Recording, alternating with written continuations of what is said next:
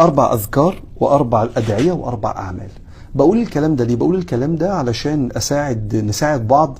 لو حد مش عارف يشغل يومه بإيه، هقول لك 12 عمل ممكن تعمل. ال 12 عمل وهم في مقدرتك تعملهم، وممكن تعمل منهم بعض الأعمال اللي قريبة لقلبك. 4 أذكار. أول حاجة الذكر اللي النبي وصى بيه، قال صلى الله عليه وسلم: خير الدعاء دعاء يوم عرفة، وخير ما قلت أنا والنبيون من قبل لا إله إلا الله وحده لا شريك له، له الملك وله الحمد وهو على كل شيء قدير. فخلي الذكر ده عندك 100.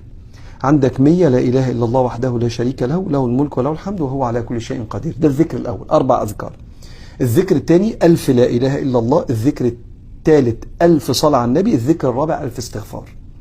يبقى 100 لا إله إلا الله وحده لا شريك له، له الملك وله الحمد وهو على كل شيء قدير. 1000 لا إله إلا الله، 1000 صلاة على النبي بالصيغة المحببة لقلبك. أنا بقول: اللهم صل وسلم على سيدنا محمد